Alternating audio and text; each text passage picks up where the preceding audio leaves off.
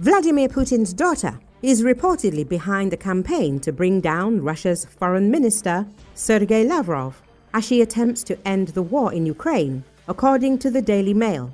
Putin's former speechwriter, Abbas Gallyamov, has revealed that his second daughter, Katerina Tikhonova, 39, is looking to sink Lavrov in a bid to end the Ukraine war, which began in 2022 when Russia launched an invasion. She is the boogie-woogie dancing daughter of Vladimir Putin, who was once thought of as a natural successor for the Russian president. Mystery has long surrounded Katerina Tikhonova, with the Kremlin having attempted to keep her out of the public eye. Putin and her mother, Lyudmila Putina, divorced in 2013, and Katerina uses a surname inherited from her grandmother. While her identity has been widely assumed, it has never been confirmed by Tikhonova herself, her representatives, or the Kremlin, which says it does not comment on the private lives of Putin's close relatives. Gallyamov said rumors about Lavrov were already circulating 6 months ago. Serious sources said that Katerina Tikhonova had supposedly spoken to Putin repeatedly, saying that Lavrov was making things worse. Tikhonova is now said to have told Putin that Lavrov was too aggressive and his hawkish screeching hindered the achievement of agreements. Gallyamov added, perhaps Putin finally listened to his daughter, and besides, she's got a point.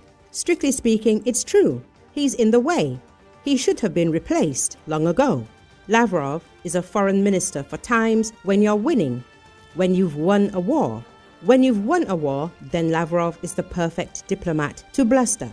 But when you can't win, you need to become more reasonable, and Lavrov is no longer capable of such reasonableness.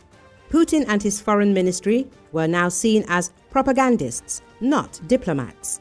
Gallyamov told Zvoy Vodst media outlet. Lavrov has come to be associated with a hardline course, said Gallyamov. He has long since become a kind of hawk who exacerbates conflicts rather than softens them. And of course, in the current situation, when Putin has problems up to his ears and Trump is furious, Lavrov is out of the picture. He's not particularly needed. Despite media speculation, there is no indication that Russian Foreign Minister Sergei Lavrov has fallen out of favor with Vladimir Putin. But he did not handle his conversation with US Secretary of State Marco Rubio poorly. The Guardian reports, citing a Russian official who previously held a high-ranking position in the Kremlin. A journalist's source says Putin is unlikely to fire Lavrov, as he has served him faithfully for decades, and his absence from public events doesn't indicate he has lost the Kremlin leader's favor. However, the Russian foreign minister did indeed ruin the conversation with Rubio with diplomatic confusion. According to the publication source, Lavrov put forward an uncompromising set of demands during the conversation in order to appear patriotic in the eyes of the Kremlin. However, this position ultimately proved counterproductive. The source added that Putin had previously expressed irritation with Lavrov's increasingly confrontational tone and his diminishing ability to demonstrate diplomatic skill. The report said, it is noted that the Budapest summit, which was cancelled after the Lavrov-Rubio conversation, would have given Putin another opportunity to press his case with the US president, who had previously leaned toward Moscow's position on Ukraine after meeting with the Kremlin leader. Holding the meeting would also be a significant symbolic victory for Putin, highlighting his ability to travel freely throughout Europe despite efforts to isolate him.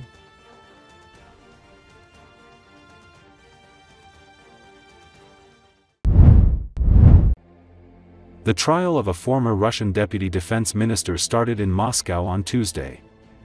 According to Associated Press, Pavel Popov, who was arrested last year in a fraud case, was seen at the court in a glass dock.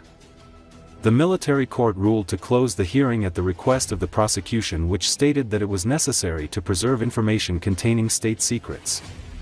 Popov was arrested last year and accused of pilfering state funds allocated for an exhibition park showcasing Russia's military. He faces up to 10 years in prison if convicted. Popov was responsible for developing and maintaining Patriot Park, sometimes called Russia's military Disneyland, and is accused of renovating his own properties in the Moscow region at the park's expense. Popov was a deputy defense minister from 2013 to June 2024 when he was dismissed by presidential decree.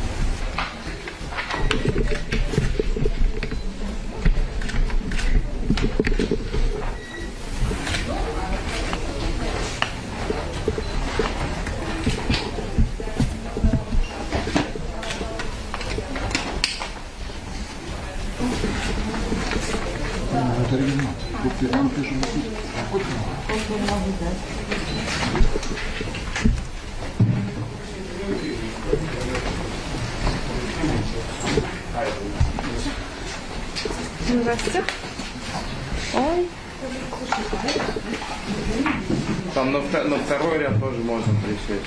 Класс. Прекрасно. Не надо проводить съемку, производится с центра зала. Прошу присаживаться, всем добрый день. Typhoon Fenghuang blew out of the northwestern Philippines on Monday after setting off floods and landslides, knocking out power to entire provinces, killing at least 8 people and displacing more than 1.4 million others. Footage seen by the Associated Press show flooded streets and large waves crashing into houses in Sikmil, a village in the eastern province of Catanduanes. One person drowned in flash floods in the province, and another died in Catbalogan city in eastern Samar province when her house collapsed on her, officials said. The typhoon was forecast to head northwest toward Taiwan. Fenghuang lashed the northern Philippines while the country was still dealing with the devastation wrought by Typhoon Kalmiji, which left at least 224 people dead in central provinces on Tuesday before pummeling Vietnam, where at least 5 were killed. Fenghuang slammed ashore in northeastern Aurora province on Sunday night as a super typhoon with sustained winds of up to 185 km per hour and gusts of up to 230 km per hour. The 1,800-kilometer-wide storm weakened as it raked through mountainous northern provinces and agricultural plains overnight before blowing away from the province of La Union into the South China Sea, according to state forecasters. In the northern province of Nueva Vizcaya, 3 children died in 2 separate landslides and 4 others were injured, police told the Associated Press. An elderly person was killed in a mudslide in Barlig, a town in northern Mountain Province, according to officials.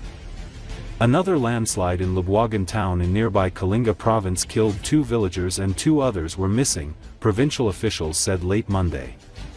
More than 1.4 million people moved into emergency shelters or the homes of relatives before the typhoon made landfall, and about 318,000 remained in evacuation centers on Monday.